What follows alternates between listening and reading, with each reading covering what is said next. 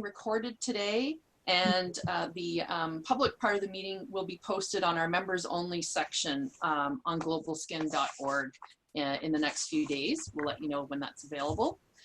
And I'm just going to let everyone know that if you have questions or concerns during the meeting, please send our colleague Nicole Sudiaco, she's our membership manager, to send her a chat message through the Ring Central function.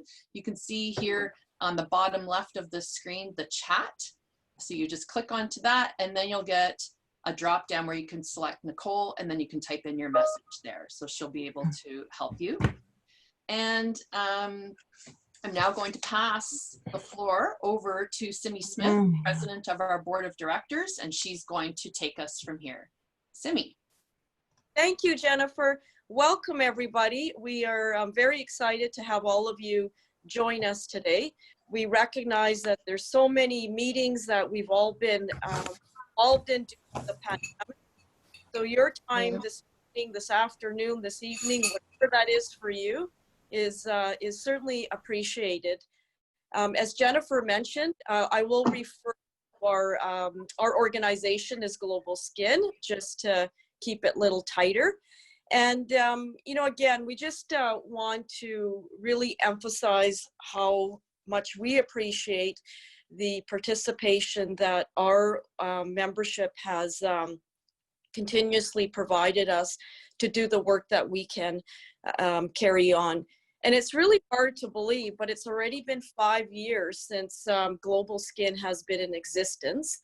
So this is now our 5th annual general meeting. So welcome. And to all of you, our membership, GlobalSkin members, to our board, partners and stakeholders, and also to anybody else that I may have missed, but I think that should include all of you. Again, thank you for being with us.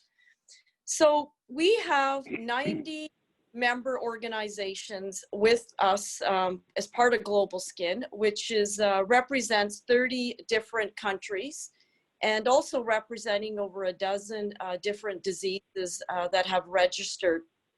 We also have many partners and key collaborators, as I mentioned earlier. So when you look at the slide here, a rising tide lifts all boats. That's been the reason why GlobalSkin started in Vancouver, and that's part of the reason why we have grown as large as we have today. The diverse participation today in our meeting shows the patient leaders recognize that by working together, we stand a better chance of bringing about change. And by working together, we help each other. So what we ask of you today in this short time that we have together is to settle back, really think about what it is we have to share with you.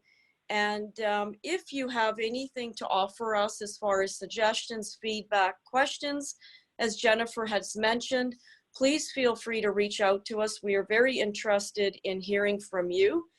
And you know, we've done a lot of work as far as trying to continuously gather ideas from our membership through think tanks, focus groups, steering committees, advisory groups, and you'll hear a little later how we have formed committees, and we're really looking forward to your participation there as well. So if there's anything that you have to offer, as I said, please feel free to share with us. So now what I'd like to do is take some time to share the President's report.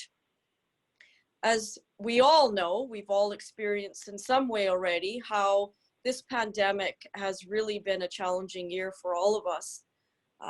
The coronavirus has, you know, tested all of us as far as our health, our patience, our ability to navigate through all this. And just on a personal note, I certainly had my own challenges this year that I didn't expect, but I am so grateful for the people that I work around and, you know, out there in the field, members. We may not see each other, but it doesn't take me long to think back about the work that we have done together, and it really helped me get stronger. And I'm so grateful to be here with all of you today to share the work that we have done so far and the work that we will continue to do on your behalf. So just in following through with the President's report, we have brought together more than 3,000 skin diseases that have impacted our patients around the world. And I will be speaking later a little bit about the strategic plan. But again, I just, look at this picture of all of us, and it certainly brings great memories for me, and I hope it does for you. And it was only last year where we were together in Milan, celebrating our successes and really thinking about what else we could do. So it's because of our patients, it's because of your passion, your commitment, and everything you're doing out in your respective areas around the world that provides us with information and guides us to the work that we need to do to collectively be together and make it a better place for those that are living with various skin diseases. So I'd just like to take some time to provide you with some perspective on our global membership. Again, thanks to many of you for spreading the word around about GlobalSkin and the opportunity to participate in the organization. So we have 172 members from 52 countries around the world. It represents more than 60 disease areas. So this has been a huge accomplishment over the last 5 years. And again, this could not be done without the commitment that each one of you bring to your particular organization. So we very much appreciate that. We also, we're made up of people who are passionate. We build support systems. We try to stimulate research, again, to ensure that we are relevant to the needs of those that are living with these conditions, but also ensure that you have the skills, the tools, the resources to do your part in this. So we continue to strive to hear from you so that we can be relevant, ensuring that your needs are met as patient leaders. So we do need more members to represent more disease areas. So anytime that you can help in ensuring that we can broaden our membership, our disease areas, we certainly welcome that. And if we are missing some opportunities that you perhaps think that there's opportunities for further engagement, please do so. Again, reach out to us. So I also just wanted to focus on some of our key strategic relationships. This is what also makes up our larger community. Organizations working in the dermatology space, patient organizations across various therapeutic areas, whether in healthcare in general and in rare diseases. So you may ask, why is this important? Well, number one, we've mentioned this in some of our previous meetings. What our goal is, we want to make sure that dermatology is on the map. It brings the voices of our patients to key healthcare professionals. So it helps them with their discussions when they go back to their respective areas. It also raises up dermatology when we speak as one voice with other organizations in this dermatology space. So we therefore do invest in a lot of time and energy in building these key relationships and collaborate to help the cause of further supporting our patient organizations in the dermatology world. And this is really, our strategic partnerships is about the partnerships and making sure that we are excellent contributors. The more we hear from you about what's happening around the world, it really helps us bring the needs of our patients as part of a global discussion. Speaking of key partnerships, we all know, given many of us on the call here are patient leaders, that we would not be able to do the work without the support of our industry partners. So we are very grateful for the financial support that we receive, but it's not always financial support. Sometimes we receive in-kind support, which are not financial contributions, but there are other ways of how we are being supported, as I'm sure many of you are in your respective patient organizations as well. So on this slide, you can see our founding visionary partners, some of our core partners. And again, just want to say thank you to all of you that are on the call. And many of these companies, as I said, are represented at our AGM today. We can also on this slide see that some of our further industry partners when it comes to our conference and grid. You know, again, a big heartfelt thank you to all of you for providing the support that you do. We certainly couldn't do this without all of the support that's provided. And again, on our next, you know, another slide. So again, it really demonstrates, we already have 3 slides of our industry partners who have contributed in various ways, but just really wanted to take the time to acknowledge them. And, you know, in this slide, you'll see that the communities that have been formed as a result of these key partners. And then also importantly, due to the pandemic, we are able to have a COVID-19 roundtable as well. So just again, can't thank you enough for the ongoing support that we appreciate that is provided to GlobalSkin. Thank you. So now you'll see our board of directors. As a result of the input that we have received back at our meeting in Milan, we have 9 board of directors, and we are grateful for each of them for the contributions that they make. We meet as the executive regularly via whether it's Ring Central, using different platforms. Sometimes I'm on the phone and they're on Ring Central, all to say that we try our very best to ensure that we provide guidance to GlobalSkin staff who ensure that the operations are well laid out. So I just wanted to take some time here. You can see all of the pictures on the slide, but there is a bio of each one of the board of directors. But I just would like to acknowledge them and thank them. And our executive committee is made up of David McMahon, who is our board vice president. We have Mark Yale, who's our board treasurer, Cheryl Talent, our board of secretary.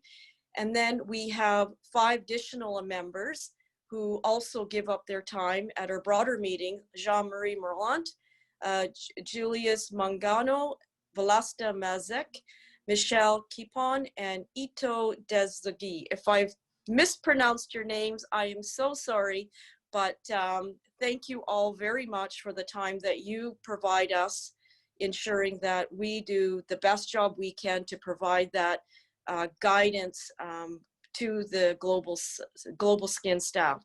And again, I just want to emphasize again, as you are listening to our presentation, and members, if you feel that there is more that you would like to see, we are here to serve you as a board, so please feel free to reach out. We want to hear your perspectives.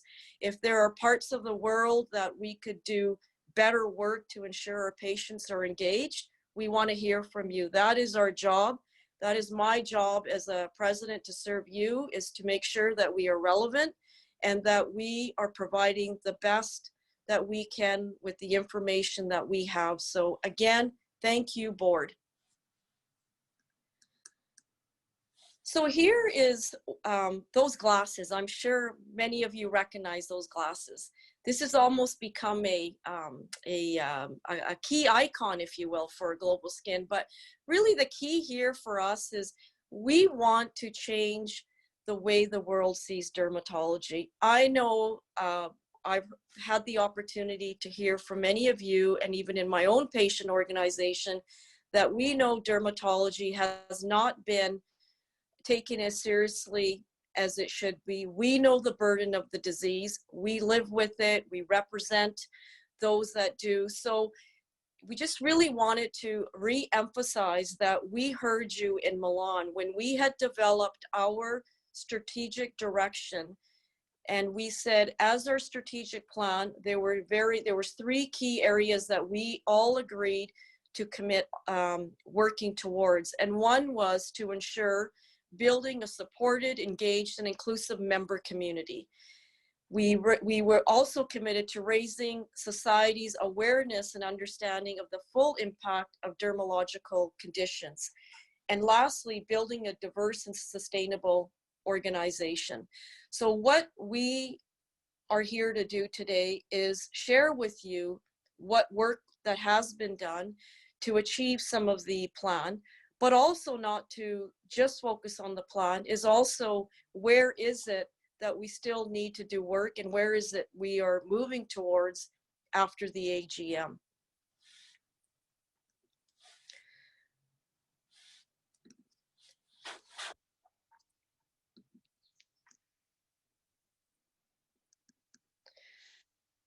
So now I have the opportunity to provide, I've kind of given you a little bit of the overview of what we committed to and what we have been doing as a board. So now Christine Janis, our CEO, will speak more about the details in regards to some of those broader strategic goals that I had just shared with you. So if I could just pass it over to you, Christine, and have you take us through some of the details of this, those 3 items I just mentioned. Thank you. Sure. Thanks ever so much, Simi. So I want to first of all thank our fantastic board who are very involved, to our members who do keep in touch, and that really makes a difference, and to frankly our very hardworking and dedicated staff. And finally, our partners who, without whom, as Simi pointed out, without them, we wouldn't be here. So because of all of us, because of all of you, I'm actually really confident that we will be successful in putting dermatology on the map.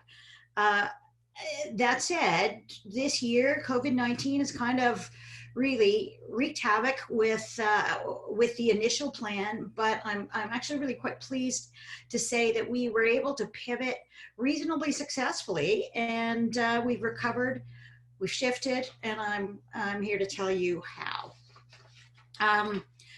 So just to give you an indication of the kinds of things that we were involved in this last year, and all of these, I'm going to remind you, come from the information that we got from you. We heard from you. We heard that whether it was in Milan or Fernie Voltaire or workshops that we've had, in conversations with our members, with our partners, with our stakeholders, with everyone out there, we've listened. But primarily from the members, we heard you want to connect with each other.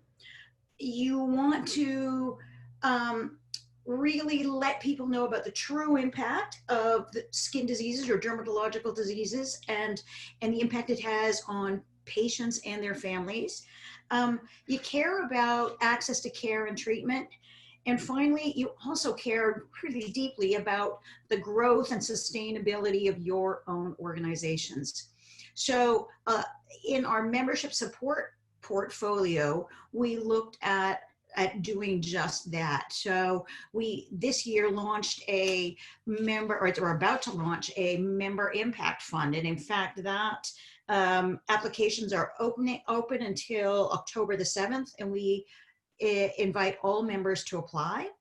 That's some financial support for advocacy, organizational development, marketing, those kinds of projects. So please have a look if you haven't done so already.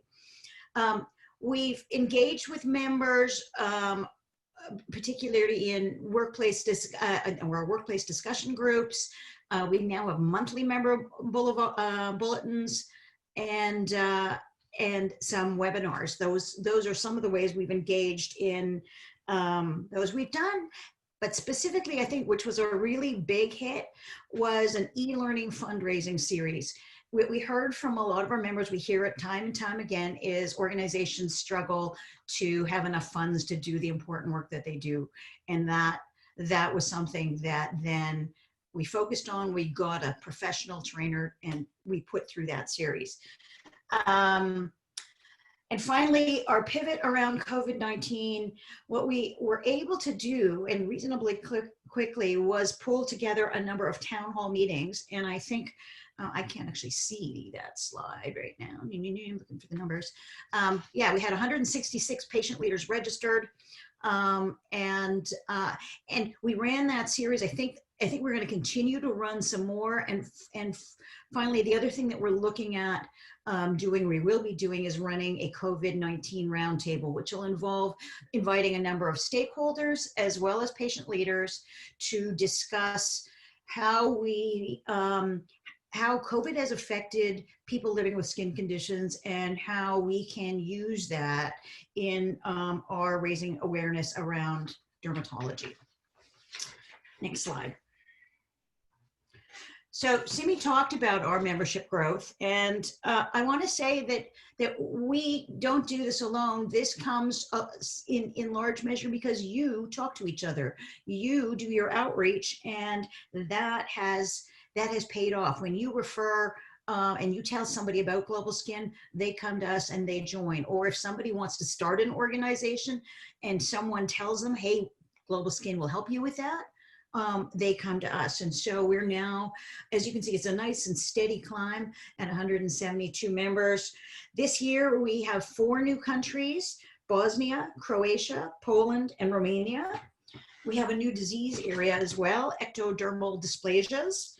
And frankly, for 2021, our goal is to represent over 200 countries.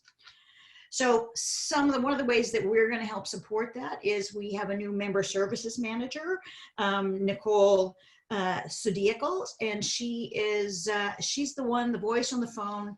She's the one you can call when you are looking for information or looking to connect. She's there for you, our members. Next slide. Communities. So we've talked about how beyond the fact that we take care of and we work together with all patient organizations around the world and want to continue to build the overall GlobalSkin communities, we did hear in various pockets that there were extraordinary needs.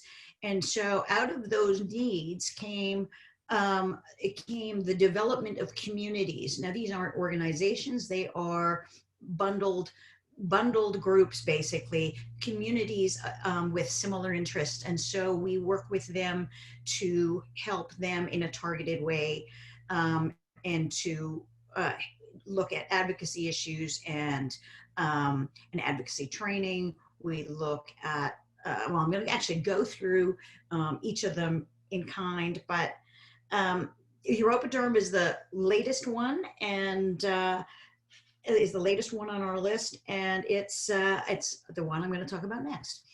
So the goal of Europaderm, it's basically got 2 goals. We are looking at really bringing dermatology to the agenda, to the policy agenda in Europe, and that's something that it's just not even talked about in any circles. So that's something that we feel as patients, we can bring that voice to the table.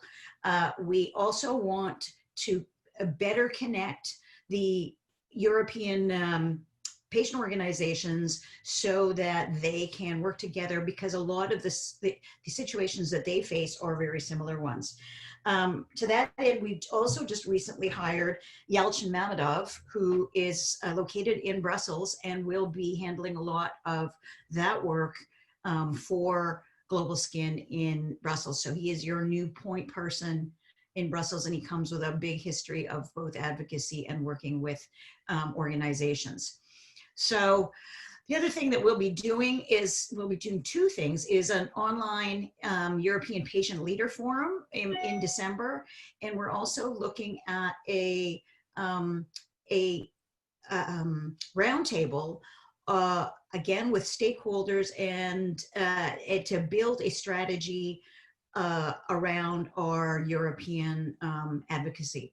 So that'll also be happening before the end of this year. I have all these notes, but I can't really read them that fast. So the atopic eczema community activities. This is a very, very well-established group. It's been in existence for a number of years, and this year is year one of a 3-year actual strategy that was developed, and that has gone along just swimmingly. The group has undergone a landscape analysis and stakeholder mapping, and that's ongoing, and that will help with the narrative development, the stories and the words that will be spoken as they share the impact of atopic eczema with decision makers. Also underway is or also undertaken was a care priorities survey, which looked at the 3 to 4 hallmarks of must-haves for patient-centered care in atopic eczema. So this was a busy year. This has been a busy year, and it doesn't even include the coffee chat series, which is how members connected with each other, and World Atopic Eczema Day, which just took place on September 14th. Next slide. So I'm not going to spend a lot of time on this slide, but you can see there is lots that happened, and so we had we created a toolkit together with IFA, and over 60 member organizations used it, and it was produced in 12 languages. Super successful media campaign. And the other thing that's been a success story with this is that for the last couple of years, and this year as well, we have a grant fund that provides financial support for member organizations that are holding some kind of event on the day. So that's been super successful. Again, I think we had 16 patient projects, and frankly, I want to put out a big round of thanks for all of those who got involved and made it such a successful day. And now Rare Derm. So Rare Derm is a community of all of the organizations that serve people with rare dermatological conditions. And frankly, there are probably half, if not more than half of our member organizations fall into this category.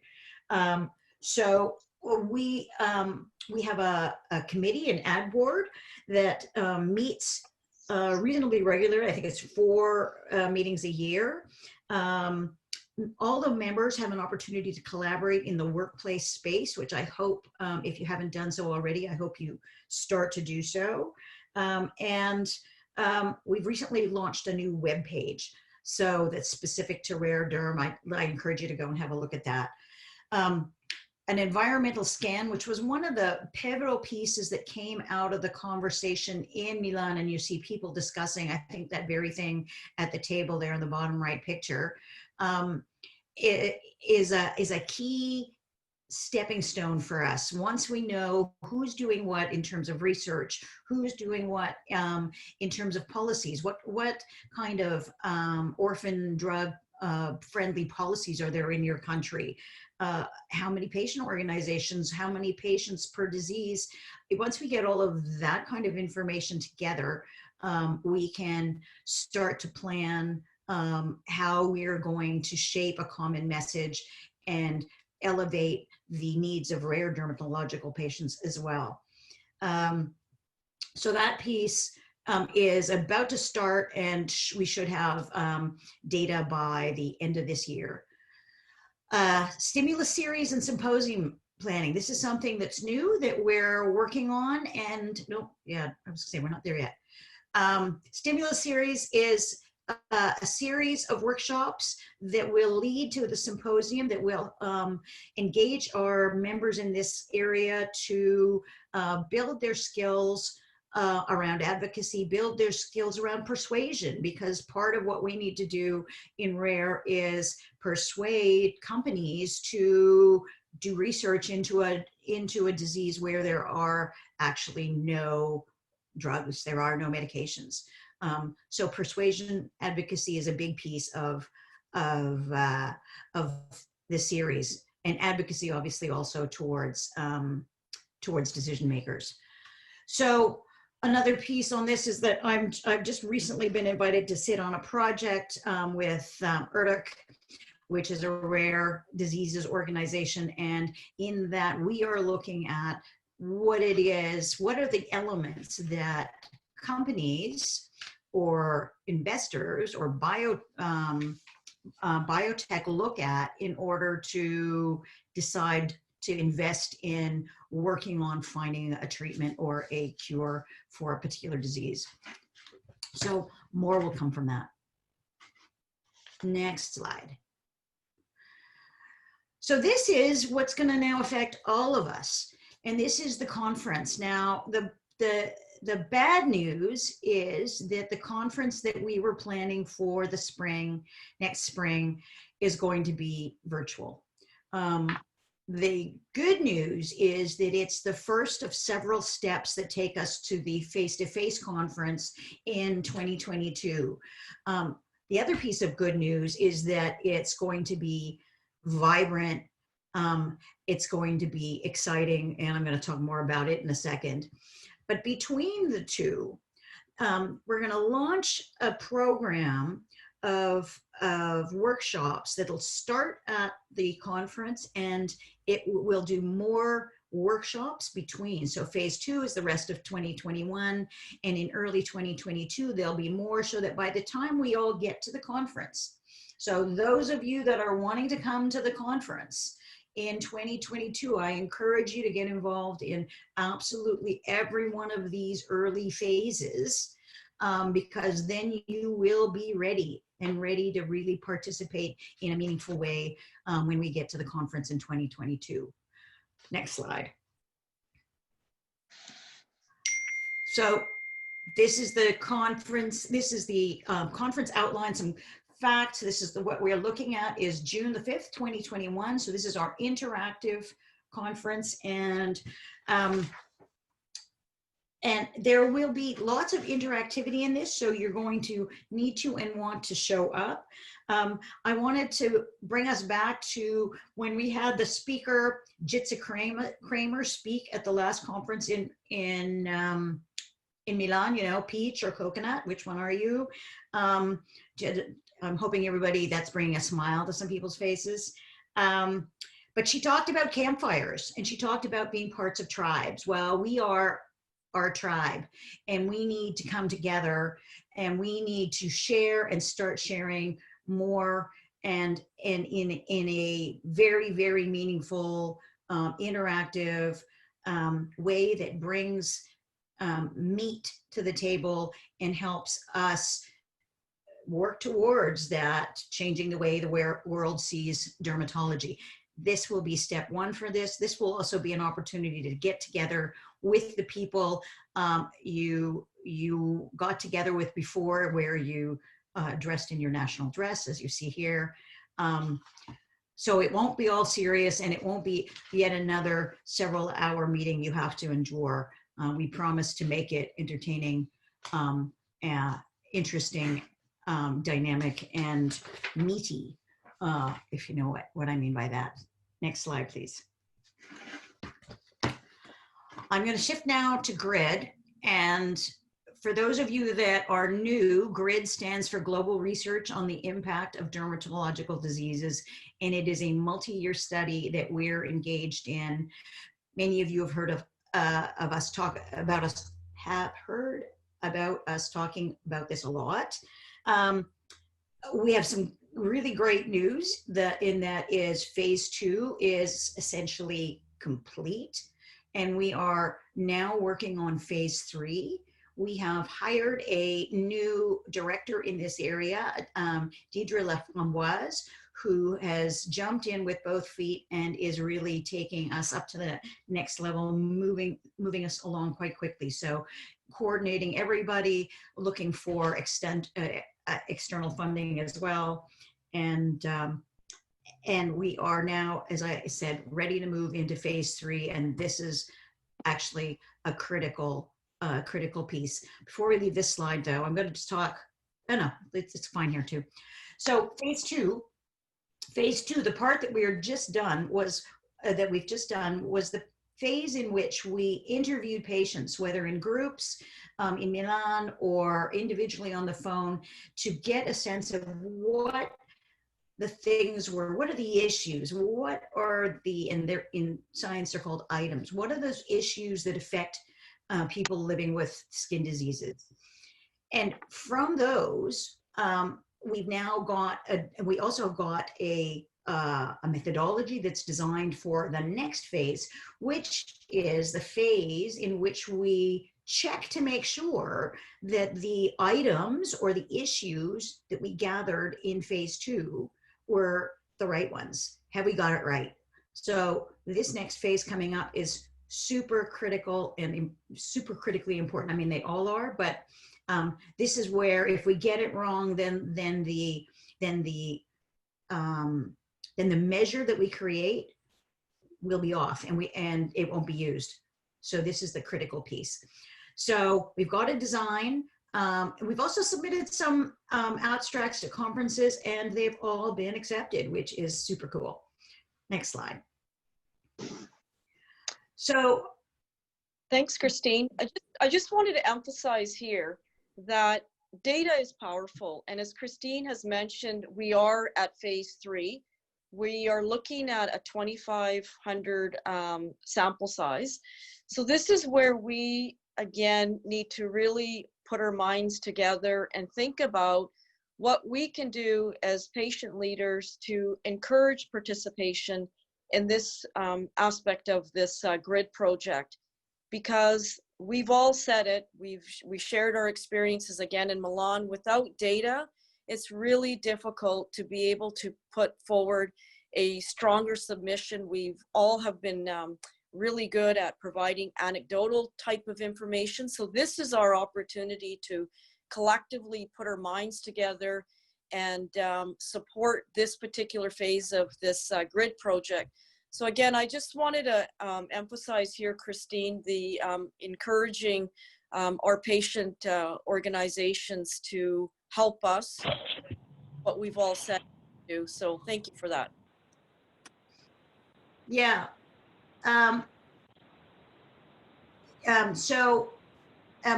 also just going to say that I mean, I probably should have said it a little bit earlier when I was explaining what GRID was.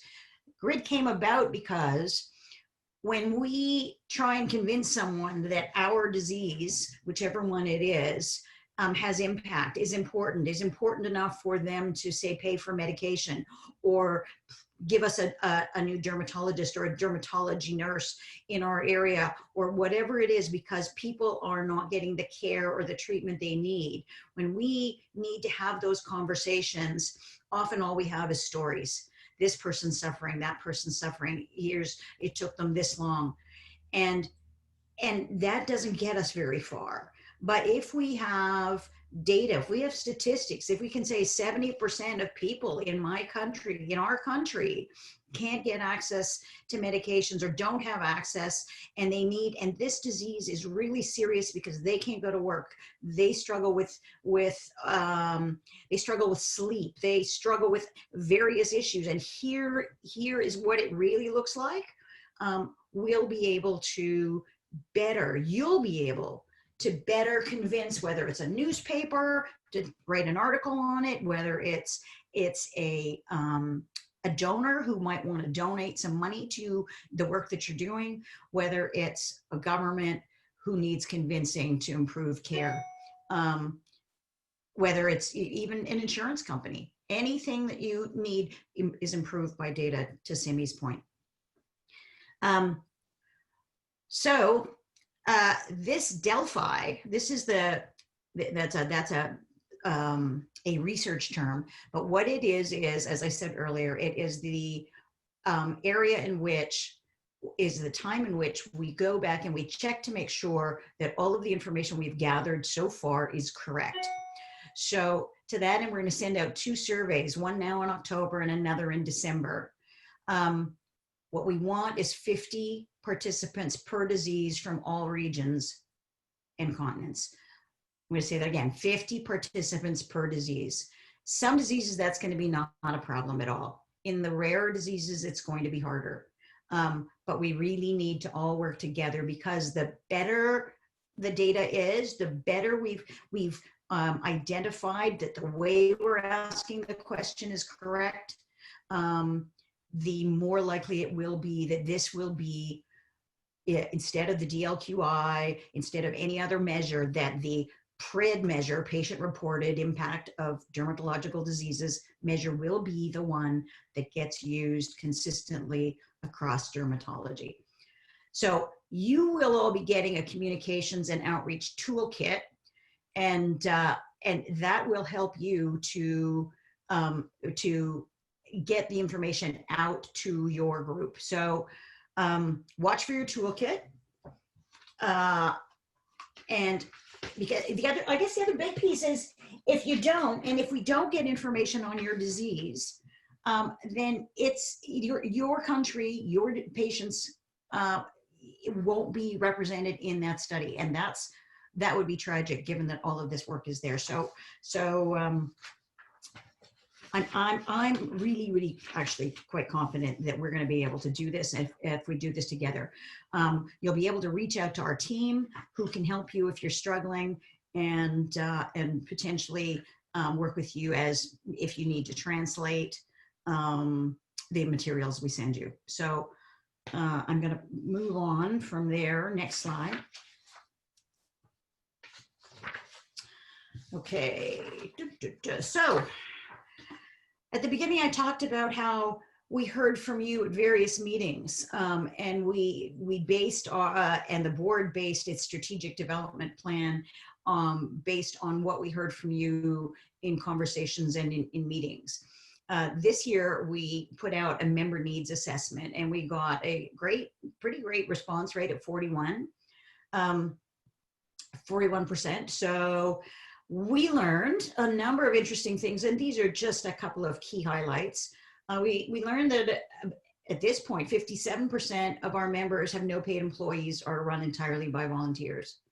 That connecting, collaborating, community, networking are key aspects of the benefits that GlobalSkin offers, and that they're important to you. Advocacy, global advocacy efforts are really important, are the ones that we engage with on your behalf. And that 77% of you are engaged in advocacy, which is actually higher than I thought it was going to be. And lovely that 98.66% of members would recommend GlobalSkin. I want to know who the 1.44 is, and I want to have a chat with that percentage of a person. Anyway, and find out why. Here's what we're going to do with the information that we have gathered: is we're going to analyze it. We're going to conduct a SWOT, so a strengths, weaknesses, opportunities, threats analysis. We're going to develop a member value proposition, and this really means is what's important to you. So we'll quantify that, and we will create a yes, the toolkit can be GDPR compliant, Lex. I'm sorry, I'm seeing a question come up. We're going to establish strategic priorities out of those, and out of that comes a membership strategy, which will go to the board, get ratified by the board, and then we'll start to roll out next year. So that's our plan with what we're going to do with the information we've gathered from you. All right. So next slide, I'm going to move on because I know we're running out of time. So do it because they said you couldn't. Here, I wanted to show this. Do it because they said you couldn't. In 2015, we had IADPO in Vancouver, and some people, not patient leaders, said, well, we'll wait and see if you're going to get any members, if you're going to get listened to, if you're going to make a difference at all. You're just patients. Like, really, what can you do? Well, do it because they said, you know, you couldn't. We have, in fact, done a lot. And this slide here shows you that not only have we done a lot, but we're being recognized. We, all of us, have contributed to the fact that suddenly dermatology patient voices are being heard all over the place. we get a call probably once, or a call or an email once a week, once every 2 weeks, to have someone from the organization join a working group or committee. We're asked to speak at conferences. In fact, for the first time in 5 years, we are going to be speaking at the plenary session. That's the main session, main stage of a major dermatology conference, the EADV. And that's a milestone. There were times when they wouldn't even let us come in the door. So so we collaborate. We're collaborating with a lot of other organizations. This is just a way where our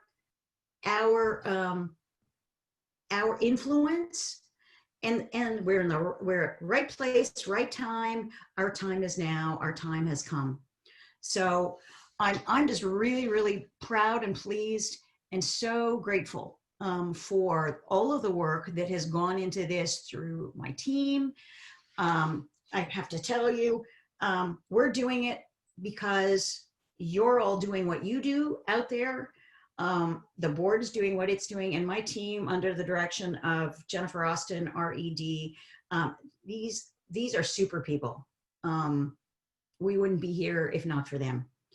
So I want to say, from now on, do it because they said you couldn't, but honestly, we all know we can. So I'm going to pass this now back to Simi, who's going to take us through the final bits and talk about next year. Great, thanks, Christine.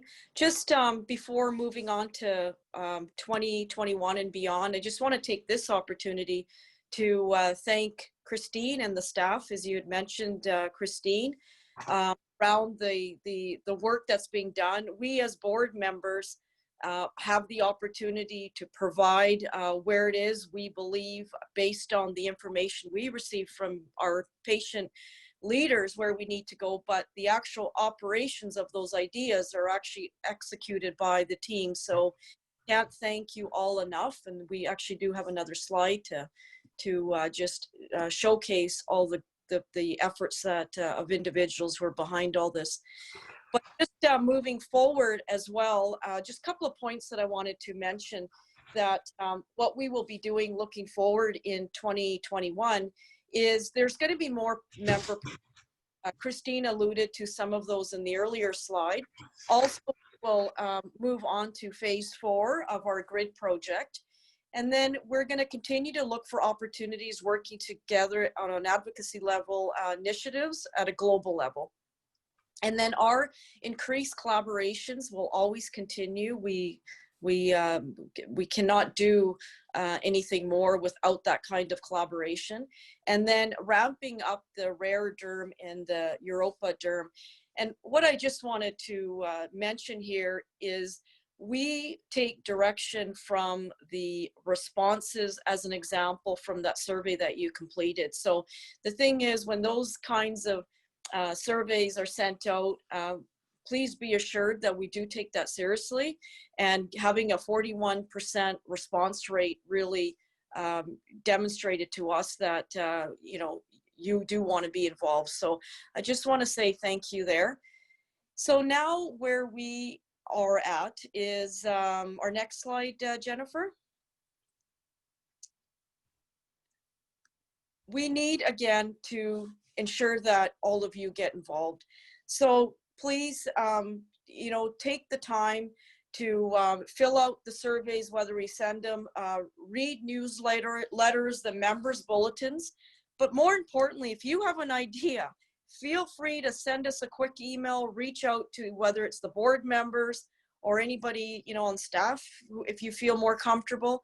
But we want to hear from you to ensure that we are relevant into the work we do. So thank you for helping us to continue to grow. And lastly, I just wanted to, Jennifer, if you could move to the next slide.